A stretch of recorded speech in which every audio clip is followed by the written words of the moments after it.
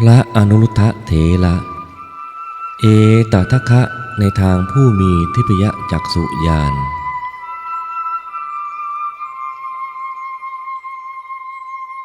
พระอนุรุทธะเป็นพระราชโอรสของพระเจ้าอมิโตทนะผู้เป็นพระเจ้าอาของพระบรมศาสดามีพระกนิษฐภคินีพระนามว่าพระนางโลหินีรวมเป็น3 พระองค์ด้วยกันเมื่อพระบรมศาสดาตรัสรู้แล้วเสด็จมาโปรดพระประยุรญาติสากยวงศ์ณกรุงกบิลพัส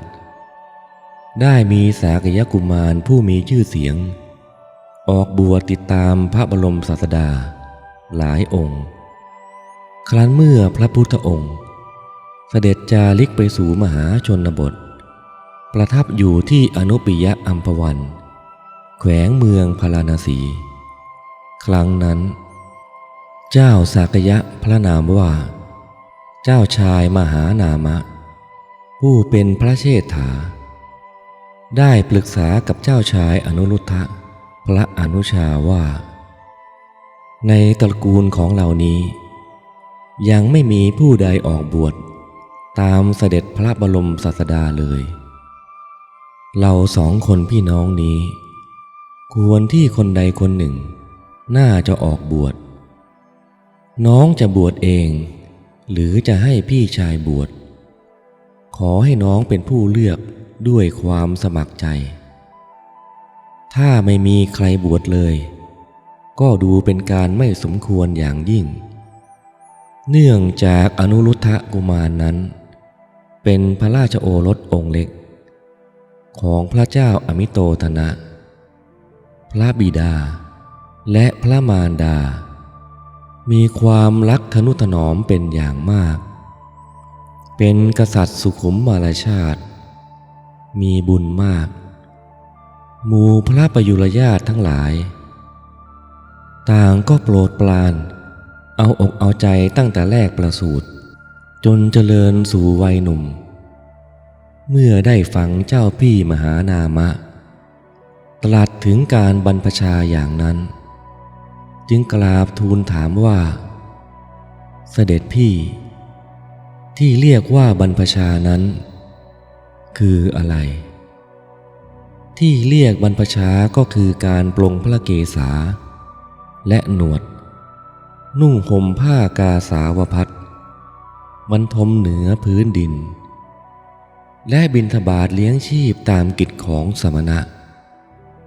เสด็จพี่หม่อมฉันไม่เคยทุกข์ยากลำบากอย่างนั้นขอเสด็จพี่บวชเองเถิดอนุรุทธะถ้าอย่างนั้นเจ้าก็ต้องศึกษาเรื่องการงานและการครองเรือนให้เข้าใจเป็นอย่างดีแท้ที่จริงเจ้าชายอนุรุทธะได้รับการเอาอกเอาใจจากพระประยุรญาติดังกล่าว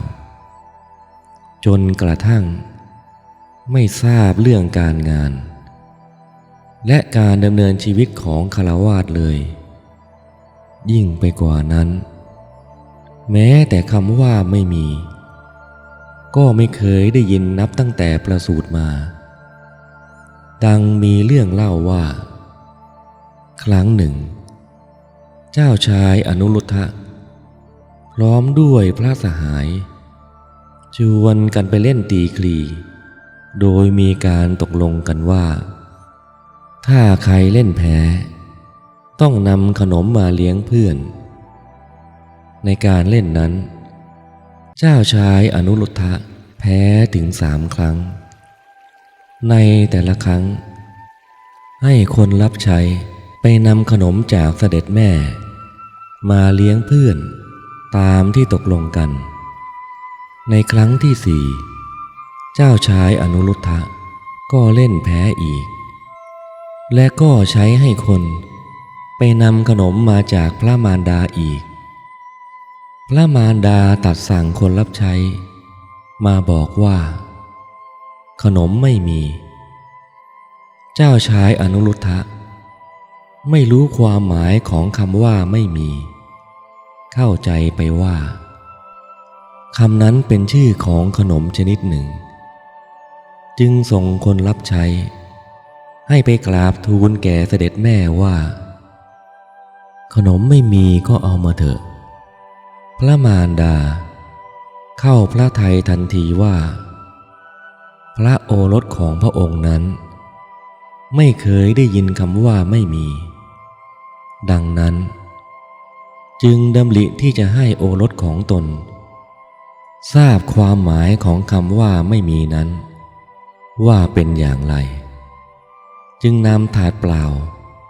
มาทำความสะอาดแล้วปิดฝาด้วยถาดอีกใบหนึ่งส่งให้คนรับใช้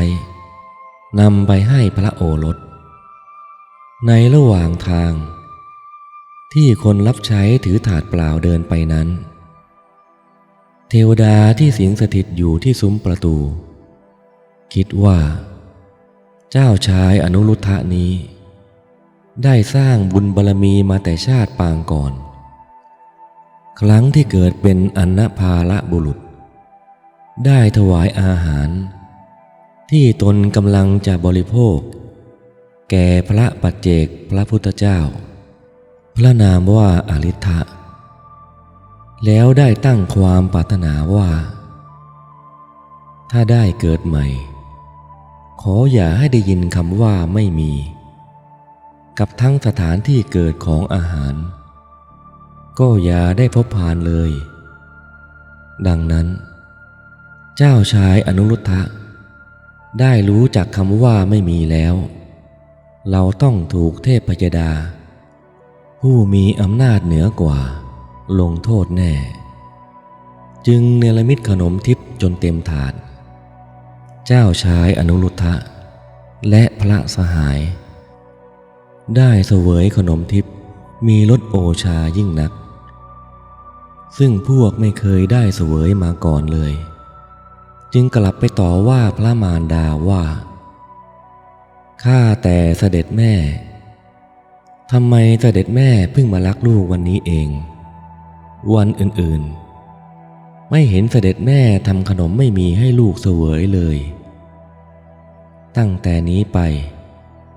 ลูกขอเสวยแต่ขนมไม่มีเพียงอย่างเดียวขนมชนิดอื่นไม่ต้องทำให้อีกนับแต่บัดนั้นเมื่อเจ้าชายอนุรุทธะขอเสวยขนมพระมารดาก็จะนำถาดมาทำความสะอาดแล้วปิดฝาด้วยถาดอีกใบหนึ่งส่งไปให้ทุกครั้งด้วยเหตุนี้เมื่อเจ้าพี่มหานามะบอกให้ศึกษาเรื่องการงานการครองเรือนเจ้าชายอนุรุทธะจึงทูลถามพี่ชายว่าการงานที่ว่านั้นคืออะไรเจ้าชายมหานามะได้สดับคำถามของพระอนุชาดังนั้นจึงได้ยกเอาเรื่องการทำนาขึ้นมาสอนเริ่มด้วยการไถการหว่าน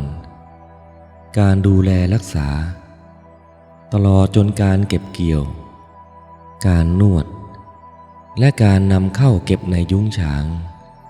อย่างนี้แหละเรียกว่าการงานเสด็จพี่ถ้างานนี้จะสิ้นสุดเมื่อไหร่ไม่มีวันสิ้นสุดเมื่อถึงฤดูกาลก็ต้องทำอย่างนี้ตลอดไปวนเวียนหาที่สุดมิได้เจ้าชายอนุรุทธะนั้นจะรู้เรื่องการทำนาได้อย่างไรในเมื่อครั้งหนึ่งเคยนั่งสนทนากับพระสหายแล้วตั้งปัญหาถามกันว่าภัตตาหารที่เราเสวยกันทุกวันนี้เกิดที่ไหนเกิดในฉางเจ้าชายกิมพิละตอบเพราะเคยเห็นคนนำข้าวออกจากฉางเกิดในหม้อเจ้าชายภักทิยะตอบเพราะเคยเห็นคนคดข้าวออกจากหม้อเกิดในชามเจ้าชายอนุรุทธะตอบเพ เพราะทุกครั้งจะเสวยภัตตาหารก็จะเห็นข้าวอยู่ในชามเรียบร้อยแล้วจึงเข้าใจอย่างนั้นเมื่อใดฟังเจ้าพี่มหานามะสอนเรื่องการงานดังนี้แล้วจึงเกิดการท้อแท้ขึ้นมาและการงานนั้นก็ไม่มีที่สิ้นสุดจึงกราบทูลเจ้าพี่มหานามะว่าถ้าเช่นนั้นขอให้เสด็จพี่อยู่ครองเรือนเถิดหม่อมฉันจะบวชถึงแม้การบวชจะลำบากกว่าการเป็นอยู่ในฆราวาสนี้ก็ยังมีภาระที่น้อยกว่าและมีวันสิ้นสุดเมื่อตกลงกันเช่นนี้แล้วเจ้าชายอนุรุทธะจึงเข้าไปเฝ้าพระมารดากราบทูลให้ทรงทราบเรื่องที่ตกลงกับเจ้าพี่มหานามะ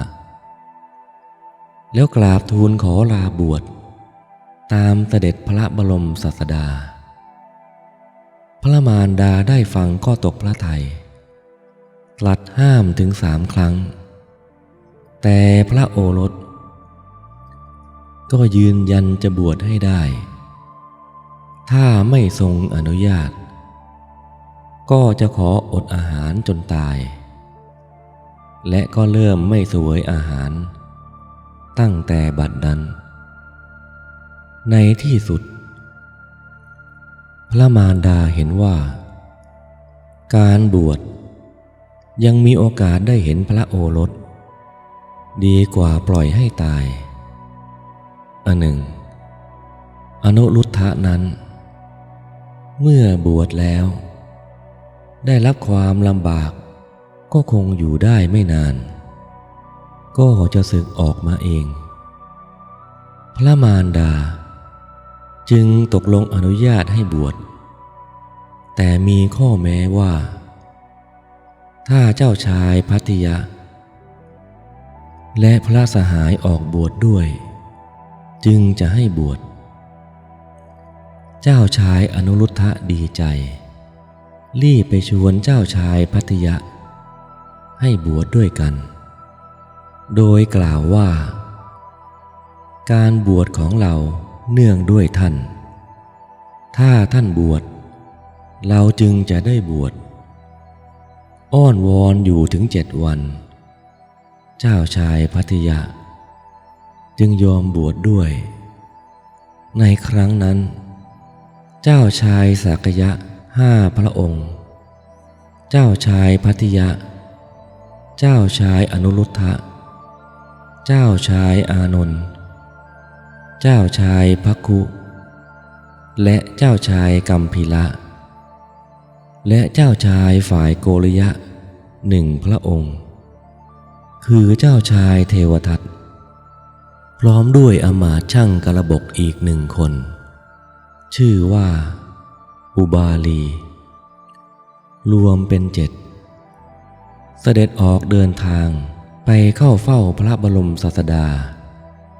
ที่อนุปิยอัมพวันเมืองพาราณสีในระหว่างทางเจ้าชายทั้ง6ได้เปลื้องเครื่องประดับอันมีค่ามอบให้อุบาลีช่างกระบกที่ติดตามไปด้วยพร้อมทั้งตัดสั่งว่าท่านจงนำเครื่องประดับเหล่านี้ไปจำหน่ายขายเลี้ยงชีพเถิดอุบาลีรับเครื่องประดับเหล่านั้นแล้วแยกทางกลับสู่พระนครกบิลพัสดุพลางคิดขึ้นมาว่าธรรมดาเจ้าสากยะทั้งหลายนั้นดุร้ายนักถ้าเห็นเรานำเครื่องประดับกลับไปก็จะพากันเข้าใจว่าเราทำอันตรายพระราชกุมารแล้วนำเครื่องประดับมาก็จะลงอาญาแก่เราจนถึงชีวิตอันหนึ่งเล่าเจ้าชายสากยกุมารเหล่านี้ยังละเสียซึ่งสมบัติอันมีค่าออกบวชโดยไม่มีเยื่อใย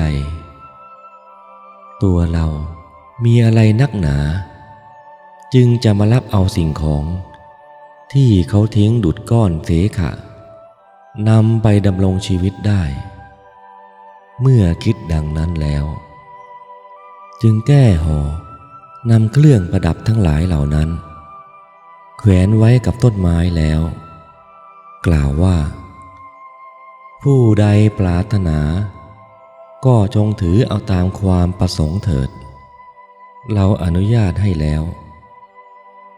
จากนั้นก็ออกเดินทางตามเจ้าชายทั้ง6พระองค์ไปทันที่อนุปิยะอัมพวันกราบทูลแจ้งความประสงค์ขอบวชด้วยเจ้าชายอนุรุทธะเมื่อทราบความประสงค์ของอุบาลีเช่นนั้นจึงกราบทูลพระบรมศาสดาว่าข้าแต่พระผู้มีพระภาคเจ้าข้าพระองค์เป็นกษัตริย์มีคติยมานะแรงกล้าขอพระองค์ประทานการบรรพชาแก่อุบาลีผู้เป็นอมาตย์รับใช้ปวงข้าพระองค์ก่อนเถิดเพื่อข้าพระองค์ทั้งหลายจะได้แสดงคารวะกราบไหว้อุบาลีตามประเพณีนิยมของพุทธสาวกจะได้ปลดเปลื้องคติยมานะให้หมดสิ้นไปจากสันดานพระองค์ทรงตรัสอนุโมทนาแล้วประทานการบรรพชาแก่อุบาลีก่อนตามประสงค์แล้วประทานการบรรพชาแก่กษัตริย์ทั้ง6พระองค์ด้วยภายหลังเมื่อบรรพชาอุปสมบทเป็นภิกษุในพระพุทธศาสนาแล้วพระภัตติยะได้บรรลุเป็นพระอรหันต์พร้อมไตรวิชาภายในพรรษานั้นพระอนุรุทธะได้สำเร็จทิพยจักษุญาณก่อนแล้วภายหลังได้ฟังพระธรรมเทศนามหาปุริสวิตกสูตรก็ได้บรรลุเป็นพระอรหันต์พระอานนท์ได้บรรลุเป็นพระอริยบุคคลชั้นโสดาบันพระภักขุเจริญวิปัสสนากรรมฐานได้บรรลุเป็นพระอรหันต์พระกิมพีละเจริญวิปัสสนากรรมฐานได้บรรลุเป็นพระอรหันต์พระเทวทัต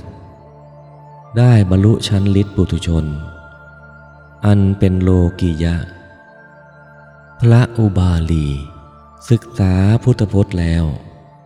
เจริญวิปัสสนากรรมฐานได้บรรลุเป็นพระอรหันต์ภายในพรรษานั้นพระอนุรุทธะเมื่ออุปสมบทแล้วได้เรียนกรรมฐานจากพระธรรมเสนาบดีสารีบุตรแล้วเข้าไปสู่ป่าปาจีนวังสมฤคทายวันขณะที่เจริญสมณธรรมอยู่นั้นได้ตรึกถึงมหาปุริสวิตก7ประการคือ 1. ธรรมนี้ของผู้มีความปรารถนาน้อยมิใช่ของผู้มีความปรารถนาใหญ่ 2. ธรรมนี้ของผู้สันโดษยินดีด้วยของที่มีอยู่ไม่ใช่ของผู้ไม่สันโดษ 3. ธรรมนี้ของผู้สงัดแล้วไม่ใช่ของผู้ยินดีในหมู่ 4. ธรรมนี้เป็นของผู้ปราลบความเพียรไม่ใช่ของผู้เกียจคร้าน 5. ธรรมนี้ของผู้มีสติตั้งมั่นไม่ใช่ของผู้มีสติหลง 6. ธรรมนี้ของผู้มีใจตั้งมั่นไม่ใช่ของผู้มีใจไม่ตั้งมั่น 7. ธรรมนี้ของผู้มีปัญญาไม่ใช่ของผู้มีปัญญาสาม เมื่อพระเถระตรึกอยู่อย่างนี้พระบรมศาสดาไปยังที่อยู่ของพระเถระทราบว่าเธอกำลังตรึกอยู่อย่างนั้นทรงอนุโมทนาว่าดีละดีละแล้วทรงแนะให้ตรึกในข้อที่ 8ว่าธรรมนี้เป็นของผู้ยินดีในธรรมที่ไม่เนิ่นช้าไม่ใช่ของผู้ยินดีในธรรมที่เนิ่นช้าครั้นเมื่อพระพุทธองค์ตรัสสอนพระเถระแล้วได้เสด็จกลับสู่ที่ประทับส่วนพระอนุรุทธะได้บำเพ็ญสมณธรรมต่อไปก็ได้บรรลุอรหัตผลตั้งแต่นั้นมาท่านได้ตรวจดูสัตว์โลกด้วยทิพยจักษุญาณเสมอยกเว้นขณะกำลังฉันภัตตาหารเท่านั้นด้วยเหตุนี้พระบรมศาสดาได้ตรัสยกย่องชมเชยท่านในตำแหน่งเอตทัคคะผู้เป็นเลิศกว่าภิกษุทั้งหลายในทางผู้มีทิพยจักษุญาณสมัยหนึ่งท่านพระอนุรุทธะเถระจำพรรษาอยู่ที่เวฬุวันเมืองราชคฤห์จีวรที่ท่านใช้อยู่นั้นเก่ามากท่านจึงแสวงหาผ้าบางสุกุลตามกองขยะกองหยักเยื่อเพื่อนำมาทำจีวรครั้งนั้นอดีตภรรยาเก่าของท่านชื่อชาลินี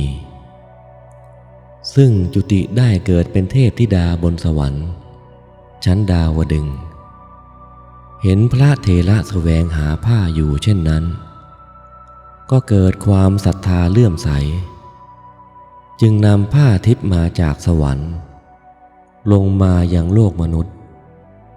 และคิดว่าถ้าเราจะนำเข้าไปถวายโดยตรงพระเถระก็คงไม่รับแน่จึงหาอุบายซุกผ้าผืนนั้นในกองขยะกองหยากเยื่อมีชายผ้าโผล่ออกมา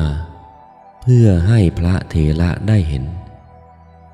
ในทางที่พระเถระกำลังเดินมุ่งหน้าไปทางนั้นพระเถระได้เห็นชายผ้าผืนนั้นแล้วจึงออกมาพิจารณาเป็นผ้าบังสุกุลและคิดว่าผ้าผืนนี้เป็นผ้าบังสุกุลที่มีค่ายิ่งนักแล้วนำกลับไปสู่อารามเพื่อจัดการทำจีวรในการทำจีวรของท่านนั้นเป็นงานที่ยิ่งใหญ่มากทั้งนี้ก็เพราะว่าพระบรมศาสดาทรงพาพระมหาสาวกเป็นจำนวนมากมาร่วมทำจีวรโดยพระองค์เองทรงร้อยเข็มพระมหากัสสปะนั่งอยู่ช่วงต้นพระสารีบุตรนั่งอยู่ตรงกลางพระอานนท์นั่งอยู่ช่วงปลายสุดทั้งสามท่านนี้ช่วยกันเย็บจีวรส่วนพระภิกษุสงฆ์ที่เหลือก็ช่วยกันกลอได้พระมหาโมคคัลลานะกับนางเทพธิดาชาลินีช่วยกันไปชักชวนอุบาสกและอุบาสิกาในหมู่บ้านให้นำภัตตาหารมาถวายพระบรมศาสดาและพระภิกษุสงฆ์จำนวน500 รูปการเย็บจีวรของพระอนุรุทธะสำเร็จลงด้วยดีภายในวันเดียวเท่านั้นอันหนึ่งกิริยาที่นางเทพธิดาชาลินีนำผ้าไปซุกไว้ในกองขยะกองหยากเยื่อในลักษณะทอดผ้าบางสกุลนั้นพุทธบริษัท ได้ถือเป็นแบบอย่างในการทอดผ้าบางสกุลและการทอดผ้าป่าในปัจจุบันนี้